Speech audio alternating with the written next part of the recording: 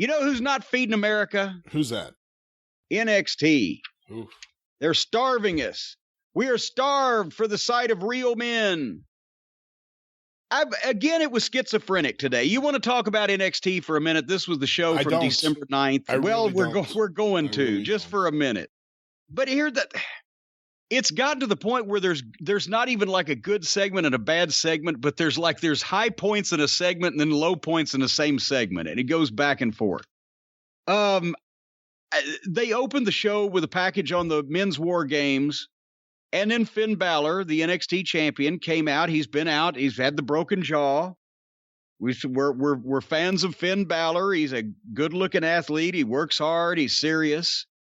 He barely gets the idea out of his mouth that he's issuing a challenge to anybody in the back, and music hits and interrupts him already. Have you noticed it's a pattern with everything is rushed? You can't even if a guy was waiting just for, he better not say one thing about me or I'm going to go out there. They don't even wait for the one thing. They're just out, right? And it's Pete Dunne. He's the first one out. He's less orange. He still has weird hair. But this is what I can't even concentrate on what they're doing because the presentation is so by rote and just obviously pre-planned, set up. Balor comes out, mugs for the camera, then talks for just a second. The music hits. Dunne walks out. That's where I said it was like a hostage statement. He waits for the music to drop. Then with no energy, he recites what he's got to say. Then Kyle O'Reilly's music plays. But at least when he was coming down, he interrupted his music. He had a flow, a verbal cadence. He was more natural, a little bit of a smart ass. It was still written shit, but it sounded better. But then they're interrupted by Damian Priest, who is an actual star waiting to happen if they'd ever give him any help. And he comes down. They're all bickering about who's going to get a shot at Balor. But then did you notice Dunne and Balor and Kyle, they start trying to do a bit with each other. And it got awkward. They're mocking each other and Balor just walks off and leaves them. And I'm sure in concept, in rehearsal, maybe this was just exciting, but it was just blah because they're obviously doing a bit while the guy walks off.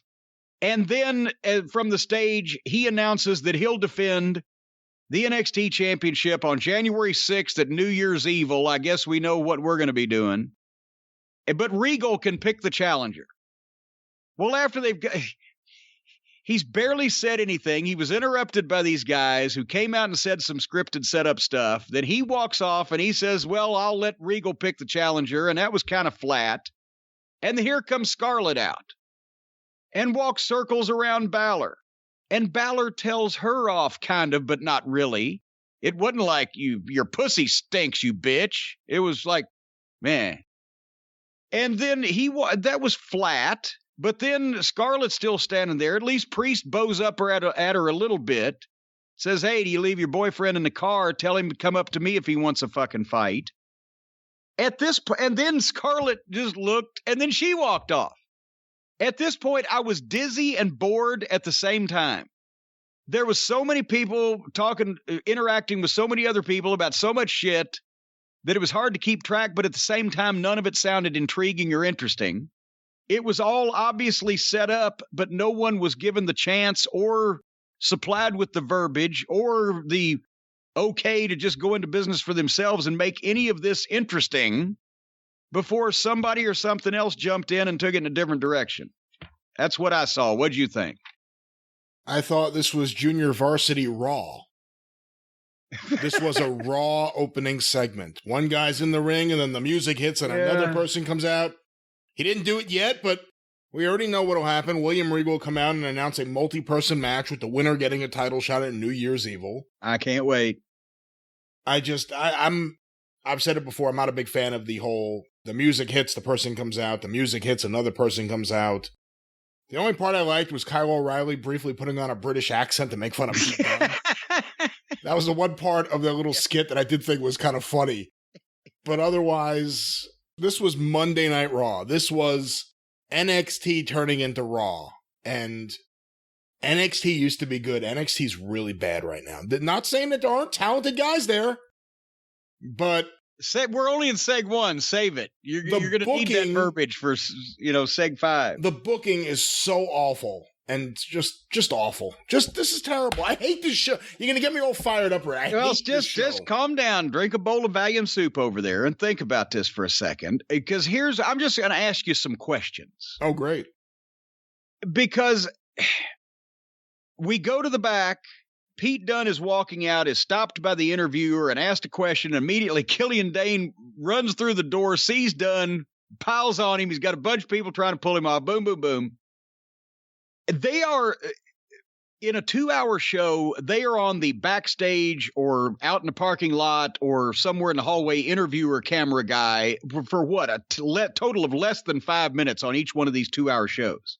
But yet, every week during that time, 2 or 3 different surprise attacks will take place on this backstage interviewer camera. Can you imagine how many there are that don't accidentally happen when they're on the camera, when they're on that shot live? There must be 25 to 50 people being attacked at random in the back for them to be lucky enough to catch 2 or 3 of these attacks per week on TV. It's driving me slowly fucking out of my mind. Yeah, and we'll talk about that with AEW when we get to that review. But, I thought we can count those. I thought about Mid-South Wrestling when, remember, Mr. Wrestling 2 was being stalked. They didn't know who was doing it. Someone put a doll with a noose around its neck in his bag. Someone put a mask with writing all over it in his bag. Didn't know who was doing it. Then one day during the show, it's revealed that there's some kind of confrontation up in the locker room. And, of course, as you know, the locker room was up a flight of stairs, or a couple flights of stairs. In the Irish, it was one double or triple length flight of stairs. All of a sudden, out of the dressing room door, we see Mr. Olympia backing off from Mr. Wrestling 2 and kind of being walked backwards down the stairs as Wrestling 2 yells at him, lets him know that he's got his suitcase. We didn't actually see the moment in the locker room. Like, hey, what's this? And it was better that way, because why would there be a camera there in the locker room filming all that? But it's just nonstop behind-the-scenes stuff. By the way, Killian Dain, maybe I missed something because I skipped most of his matches. I don't know why he had a problem with Pete Dunne. No, I do. I can tell you that because Dunne slammed his head in something. Wasn't it? He knocked him out, slammed his head in the door, did something to him. Maybe. But then, all of a sudden, he attacks Pete Dunne, and all of a sudden, Birch and Lorcan are right there. Where were they? Were the cameras filming Dunne walk out? They were right next to the cameraman? Where the hell were they? All right, anyway. A hot backstage segment to set up a match that nobody wants to see. I just think they should hire a lot more security back there because there's a lot of people being physically assaulted. That's against the law. The next match was Tony Atlas, Jake Atlas against Swerve Scott, and I exercised the I don't care rule. Because we've talked about it, Jake Atlas, boring. I zipped ahead to the finish. He won with a badly reversed roll-up. Swerve's shoulders weren't down. I don't know whether that was to lead to a rematch or just because they applied the hold awkwardly. Did you have any thoughts on this match before we move on? No. Okay. Ciampa was up next. Ciampa doing a pre-taped. He looked like he was in Moxley's warehouse, but it was lit better. Did you notice that? At least when they do something with one of their talents in a warehouse on NXT, they get the lighting guy in, give it a nice little look. It was a good promo about his match with Cameron Grimes coming up, which I'm looking forward to in this program. Tommaso Ciampa sounds like Tommaso Ciampa saying what he would say. And he delivers it well, and he's got a good fucking look. We repeat this every week because it bears repeating. But it was a pre-tape. The next match was a triple threat tag team match, which they announced right as the guys were getting into it was no count out and no disqualification. And they jump-started it with a 6-way with Drake and Gibson, the grizzly young veterinarians, and Ever Ready, the Battery People, and Marcel Marceau and Fabian Forte. And the last thing that I wanted to see was a triple threat tag team match between middle card guys with no count out, no disqualification that starts with a 6-way. So I fast forwarded it. What did I miss? Nothing. Okay. The next thing. Now I'm going to put something over. The package on the War Games. Not the one they did at the top of the program, but the one with, they did not only the men's, but the women's War Games and comments from everybody involved. It looked like dog shit when they were doing it. We talked about it, especially the women's match with the fake sledgehammer that they were hitting each other with and then getting back up, and the chairs and the tables, and poor girls got hurt and blah, blah, blah. But this is the magic of editing and highlights. When you can take just the pieces and you can avoid the obvious phoniness of the setup and the aftermath when somebody gets right back up, and just show those clips and the comments from everybody. This is the kind of package that will get future War Games matches over as really more dangerous than any other match, which they apparently are, especially the way they're doing them these days. But the package, it made the shit that didn't look good when it was actually done look more real in the editing and the comments, and everybody was serious. This, to me, got the War Games match over as same way Roy Shire used to do with the Battle Royals in San Francisco. Somebody's going to get hurt. This is chaos. We're going to put importance on this. So this package was a great job, and everybody involved in it, which is why I don't understand. They do serious so well. And they even do believable so well when they try. But I like the package. Your thoughts? I don't care. They blew it with War Games. God damn it. I am trying now as best I can. This show sucks. This show positive sucks. Outlook on this. This show sucks. At least AEW, it's so ADD, they just throw everything they can into every segment, and there's lots of shit, but it keeps moving. This show's like in slow motion at times. I don't care what they show about the War Games. The War Games wasn't good. They ruined what War Games is. They made it dumb. They made War Games the same as every other match where they bring in tons of stupid weapons. If I ever see another fucking kendo stick, it'll be too soon. Well, we're about to later on in this program. You know I'm right. You know I'm right. This show sucks. God, what was that? What was that movie, that Disney movie where Lindsay Lohan, before she became a cum-gargling slut, played like, got switched personalities with somebody? It's happened Friday. To us. It happened before Lindsay Lohan. It was a remake. Nevertheless. But, for everyone out there, and I used to watch NXT, everyone out there that's like, oh, one day Triple H will take over and things will be better. Look at this show. Does this show give you any hope? It's JV Raw. It's horrible. What was next? Well, Toni Storm was in the back doing an interview. Like her look. She's very well-spoken. Very good interview. And then Io Shirai comes in and attacks her. And they go to fight. Of course. Backstage. Why shouldn't she? Wouldn't she? Why wouldn't she? And they have a shitty backstage fight into the arena and into the ring. You've seen those shitty backstage fights? And they go into the ring, and Io beat her up, and she bailed out. And then Ember Moon glommed her from behind and threw her back in, Toni Storm, and Io moonsaulted her. So we have two baby faces leaving one heel laying. Boy, that shows her. But another attack that was, basically, if you're in the back at an NXT show, you are in serious danger. Shitty backstage fight. And then suddenly it was Tommaso Ciampa versus Cameron Grimes, and holy shit, a wrestling match with men broke out. I couldn't believe, grown adults, nice and snug. Good energy. Timothy Thatcher comes out, sets a chair down, watches at ringside. Ciampa and Grimes get pissed at each other and pick up the pace a little bit and get into a nice fight. And then they go to break. Of course, one match on this program so far I've wanted to see. They go right to the break. But Grimes got heat on Ciampa. This was competitive.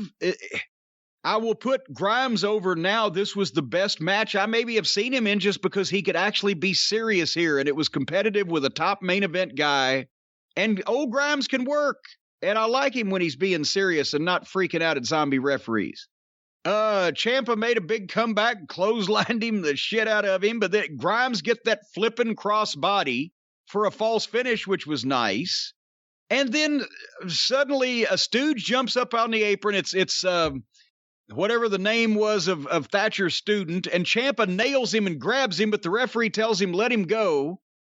So he turns around and Grimes kicks Ciampa from behind, boom, in the head, chucks him out on the floor. Ciampa rolls back in. Grimes jumps out. Grimes tries to jump back in, and Ciampa hits the DDT on him, his draping DDT, boom, 1, 2, 3. Good match. Cameron Grimes was great just wrestling, and then suddenly that finish out of nowhere just sucked fucking pond water. Even if and then Ciampa and Thatcher do the stare down, but Ciampa walks off. Grimes yells at Thatcher in an overly stagey way, so they go back to phony Cameron Grimes, and then Thatcher takes him down and just yanks his leg, and Cameron sells it like he's been hit by a car. So we ended on over the top phony after all of that. I don't know what to say. It was all right. And like you said, I'm happy to see Cameron Grimes work a match, but then he goes right back to the silliness afterwards. And it's the one part of his whole deal that I don't like. He could obviously do silly, and that goes a far way in the WWE, but I don't like him doing it. I think he's really talented and really good. I don't think he needs to, but that's all I have to say. Well, your favorite part of the show came up next, because you have been a fan of wrestling for a long time, Brian Lass, but I know what you have an even larger collection of, and that is Bolivian snuff films and Chinese torture videos. For the record, that's not true. Just want to make sure I put that out there. And this week's Chinese torture video, the Germans do these a little better, but I must say I like the lighting coming from the Chinese. What the fuck? Did you notice the poor guys, Boa and Shia? Boa is the guy. He's getting the shit beat out of him, but the girl is having to just punch and kick shit. And then what the fuck is going on here? Can you explain this? No, I can't explain this. I don't know what this is. I'll give the older Chinese man some credit. He's got great production values when he tortures people. Yeah. This is a great little package of this torture stuff. I don't know what this is. They waterboarded him last week. Now this week, for the people who didn't see it, it's the Chinese guy and girl, Boa and Shia, with the old Chinese master straight out of a Kung Fu episode, and somebody is beating Boa with kendo sticks over and over, and the slow-mo looks great, when they're whacking him and everything, but he's getting a shit kicked out of him, but they couldn't be actually torturing a female on television, so they're making her throw strikes against hard wooden objects, kicks and punches until she's worked her fingers to the bone, and you know what you get when you work your fingers to the bone, Brian? Bony fingers. You get bony fingers. I feel bad for Xia Li and Boa because they're being tortured by this guy. And then in the middle of it, they're probably like, oh no, he's bringing a camera crew in here. Yeah. I don't want this documented. I don't want my parents to see this. But at least there's evidence for potential legal prosecution. I wish Stephen P. New was sponsoring this week's episode. Perfect transition. Why are they putting up with this? Why don't they go to the authorities and put an end to this? You would think at least Child Protective Services. Somebody would be interested in finding out this. Because it's on NXT. It flies under the radar of the authorities because no one watches this show. Hey, the next time that you're at a rest area in the Orlando area, there's going to be pictures of the NXT wrestlers with the human trafficking fucking posters on them. All right. Now I'm faced with a conundrum, Brian, because of what the next segment revealed. And Mr. and Mrs. Sameface, Johnny and Candy, the purple pixie and her bland boyfriend, now they're stooges in their little group, are Indy Hartwell and Austin Theory. So now, to theoretically, no pun intended, to see Austin Theory, the guy I think should be the next big star in the wrestling business, I have to watch not only the same faces, but a wrestler literally named Indy, an indie wrestler in the group. They've made Theory and Indy the stooges for these two whiny, boring, bland, young white people. And the Stooges are both a foot taller and 40 pounds heavier and more athletically attractive than the people they're stooging for. And somehow or another, Johnny Sameface can come out and do his best impersonation of The Rock and still not change his facial expression except to open his mouth wider. They did comedy. The whole thing was an overplayed modern wrestling performance, tongue-in-cheek from Johnny Gargano. He is horrible. The fake boos hated him. They're apparently making Austin Theory an idiot. And what the hell was that about? It went on forever and finally revealed a trophy flown in overnight from Italy for Candy for winning the women's war games. It was a trophy with Shotzi's head on it. And at that point, I fast forwarded until I saw Damian Priest. And then I stopped because, once again, please, when I watch this show, hit me in the head so I can see some stars. So Priest is out there. He's pissed off, obviously, because Theory is the one that hit him in the ghost outfit, hit him with the pipe over the head, and he didn't win the North American title. So Priest comes out, and I love the line. He said, "Hey, you got your pipe with you? Because I'm fixing to come down there and stick it up your ass." That was great. That was the best part of the whole thing. Yeah. That was the best part of the show, practically. And as he's on the way down there, boom, he gets attacked by Karrion Kross. He's attacked. Another attack. But this time it's two grown men. It looked like they're serious, and Kross power bombed Damian Priest off the stage. So obviously, what Priest said to Kross's cohort earlier was taken to heart. Old Scarlett, of all the attacks on the show, this was the best. Imagine what kind of impact it might have left if this had been the only one. They did just this 2 hours, just the only time somebody gets attacked from behind in 1 2-hour period. Could be with your top guys that you're wanting to push. Just a thought. Because I said before, fuck, when we started recording right before we went on, I said, wait a minute, let me check my notes. I can't remember what was on NXT. I only watched it 3 hours ago. Because it's just all the same. Anyway, give me your thoughts on the performance of Johnny Sameface here in this. He was like from the Al Pacino fucking method acting school here. Oh, no, it wasn't. He obviously is trying hard to show a personality. He doesn't have one. Her purple hair or whatever's going on there makes her look a lot older than she is. I know I've said it before, and I know he has a beard, but he kind of looks like Hitler. He's like a hipster Hitler. He's the hipster Hitler. And I hate using Austin Theory as a goof and as a silly guy because he has a ton of potential and he's already pretty good. And he's the size of a wrestler. And I said last time I'd love to see him and Damian Priest. And of course, Damian Priest comes out and they have the thing with him and Kross. That's all right for what it is. But to go back to my earlier points, NXT was always different than the main roster. And people would say, oh, I can't wait for Triple H to get control of things because it's being done in a different manner. It's not perfect. There are things I still thought weren't done well, but it was closer to the wrestling someone like me liked than WWE under Vince McMahon. This is not that NXT. Again, this is Junior Varsity Raw. That whole segment with the Garganos and doing bad comedy with Hartwell and Austin Theory and the stupid trophy, that was Raw. It was almost like an audition tape for Raw. So I didn't like it.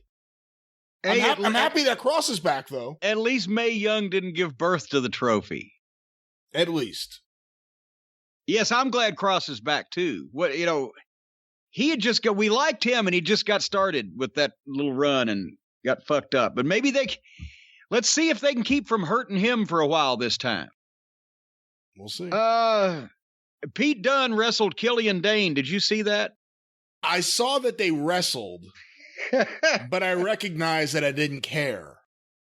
let me just, Pete Dunne hit Killian Dain was a move that looked like Killian Dain landed on top of Pete Dunne, but Pete Dunne got the 1, 2, 3. And I'm sorry, I wasn't interested. And then we moved to the main event, and guess what the main event was? Raquel Gonzalez versus Ember Moon. I like Raquel Gonzalez. She's big. She's like the female Diesel. She's going to overpower all the girls. She did a promo earlier in the show, was very well spoken, got a good look. I'm not seeing what's going on. Ember Moon, as they used to say in Kentucky back in my childhood, has a real low-slung ass. And she's about a foot shorter than Raquel. And this was the main event. And so I decided that I would skip ahead just a bit to see what happened. And I saw, at one point, I stopped when I saw Ember Moon climbing the lighting truss. And I said, oh boy. So I backed it up, and Ember Moon had hit a dive over the bottom rope. But a dive nevertheless, and then went face first to the floor, but she knocked Raquel over the top of the desk and was going to climb the lighting truss. Apparently, the inference was that she was going to jump off the truss onto Raquel on the table, although the truss was a long way away. I'm not sure what maneuver she was going to fucking perpetrate. But nevertheless, as she's climbing it, Raquel Gonzalez grabs Ember Moon's feet, jerks her feet out from under her. So it's like Ember Moon is Vader bombing Raquel Gonzalez, and Gonzalez caught her on her shoulder on the fly, turned around, and speared her.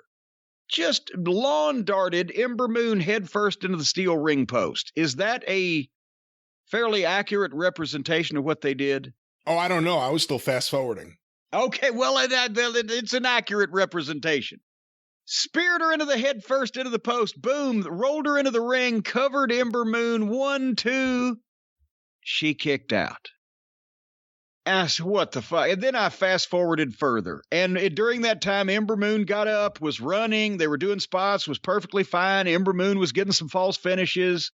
And then Raquel Gonzalez hit one half-ass, kind of shitty-looking wrestling move right after Ember Moon had false finished Raquel, and Raquel had barely kicked out. And then Raquel just caught her, kind of got her up, dropped her down, boom, 1, 2, 3.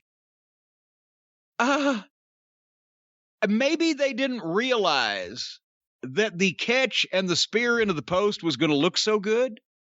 But one would have thought that when they were going over the finish verbally with any producer who's been in wrestling for about 15, 30 minutes, how does I'm going to throw you head first into a steel ring post, and then I'm going to roll you back in the ring. You're going to kick out. We're going to go another 2 or 3 minutes, and then I'm going to beat you with a half-ass fucking move in the ring. How does that get past things? How does that go past everybody? If I was Ember Moon, and this may be the problem, people are not considering when they're talking over their finishes, what do I want to get beat by? What can I get beat by that still keeps me looking strong or gives me an out or whatever? So if I was Ember Moon, I would have rather have done the job for the head first spear into the steel post when I was caught, when I was on offense, and suddenly the worm turned, boom, and I was knocked goofy like that with something that really looked good, rather than surviving that, going competitively for 2 or 3 more minutes, almost getting a win, and then the girl just picks me up and drops me on my head out of nowhere and beats me flat 1, 2, 3. I'd rather not do that second one. I'd rather do the first one. Nobody knows how to lose anymore. So then Storm came in and started to beat up Ember Moon, but here came Rhea Ripley and pulled Ember Moon out, got in to confront Raquel Gonzalez, and Raquel backed out, and they left. And that was it. There was no, it's breaking down in Orlando. She just kind of walked off. There you have it. That was the program. Man, these Wednesday nights, one show, we've said it before, AEW is being run by someone who seemingly has ADD, who hotshots every segment. This other show is in a coma. The main event was Raquel Gonzalez versus Ember Moon. This was the main event. on this show. This awful, awful 2 hours of wrestling. Like I said, I don't blame the wrestlers. There are some really talented people there. But NXT right now is a garbage show and needs something to shake it up. Bad. Just, oh. It's like, it's hard to get through. I don't want to fast forward segments. They're making you. You don't want to do it. I don't want to. I really see don't. What you made him do. See what you made him do, NXT? I don't. See what you made Brian do. Brian's not really like that. You make him do these things. Hey, I don't fast forward through segments on AEW. There's even the segments I don't like. I watch them. Well, that's because you're expecting somebody to be dropped on their head or something really stupid to go on, because there's a high probability of either one of those. But still, I don't fast forward. With NXT, there's stuff that I just say, there's no way I'm watching this. There's no way I'm watching Killian Dain versus Pete Dunne. I don't care.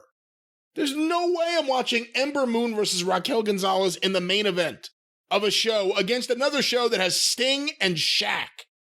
Well, now, wait a minute. Now, we didn't get much of. We may have got a lot of Sting, but we didn't get much of a Shaq attack. We'll get to that in a minute. My point is, if NXT's senior management has given up, why shouldn't I give up?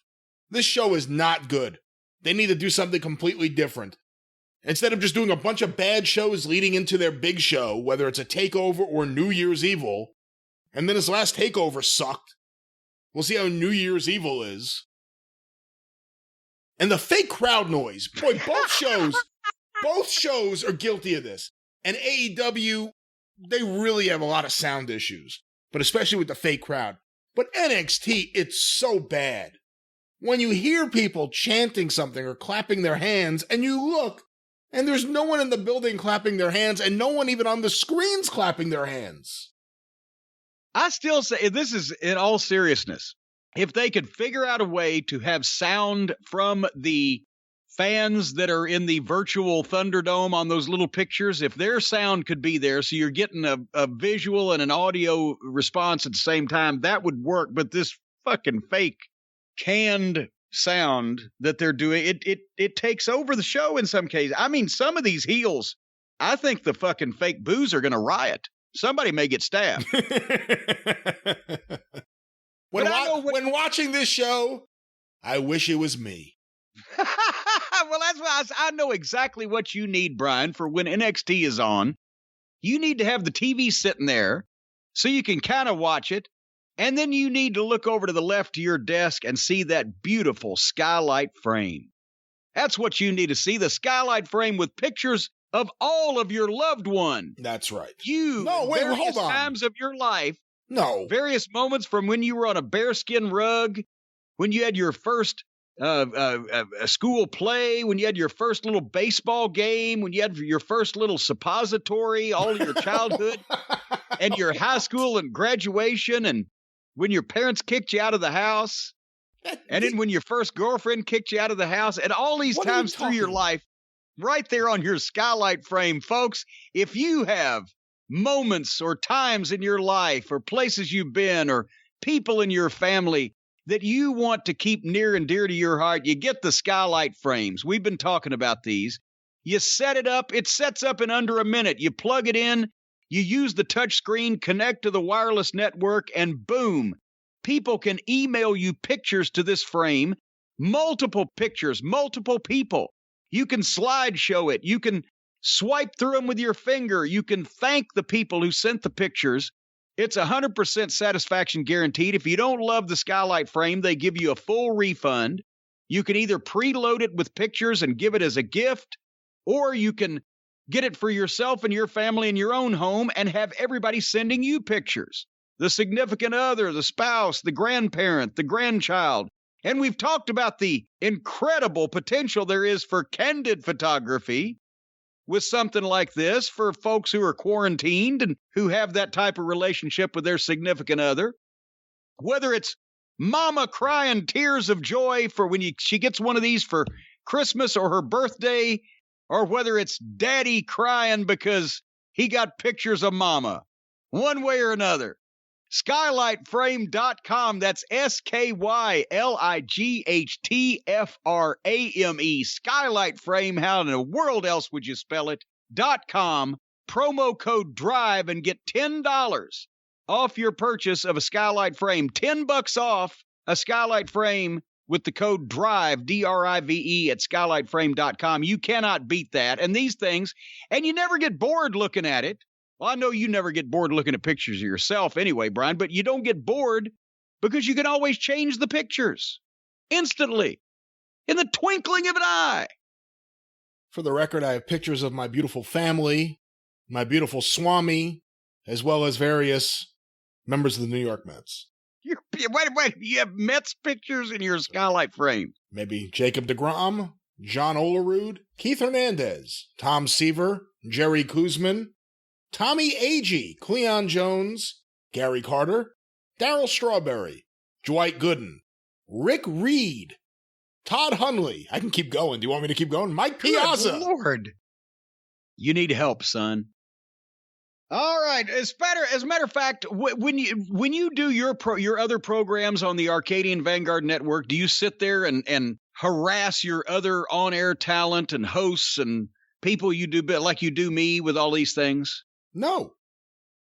What are you doing this week in the world of your other programs? Another fine week of programming on the Arcadian Vanguard Podcast Network.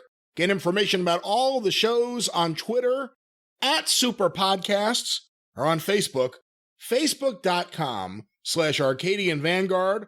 All shows guaranteed to be better than NXT and available wherever you find your favorite podcasts. A few notes.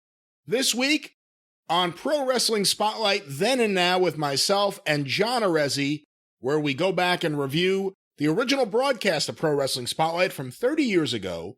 We have an episode that everyone will be talking about.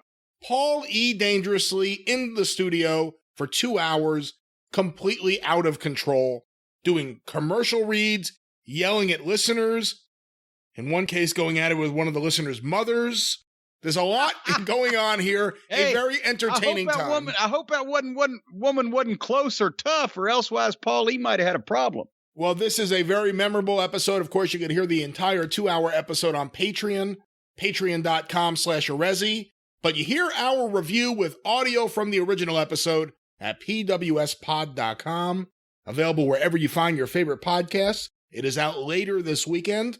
Also, speaking of shows out later this weekend, the latest episode of the Mid-South Wrestling Television Review Podcast with myself and Mike Mills out this weekend. We are right now in the fall of 1983, a very dark time in Mid-South Wrestling before things really pick up with the emergence of Bill Dundee as Booker and all the great talent coming over from Memphis, including Jim Cornette and the Midnight Express. Why were these guys necessary in this territory? Well, if you've looked at fall of 1983, you'll find out. Find out as we review the fall of 1983 at midsouthpod.com, available wherever you find your favorite podcasts. And of course, the 605 Superpodcast, the Mothership! You shall rue this day. But go on, start ruing!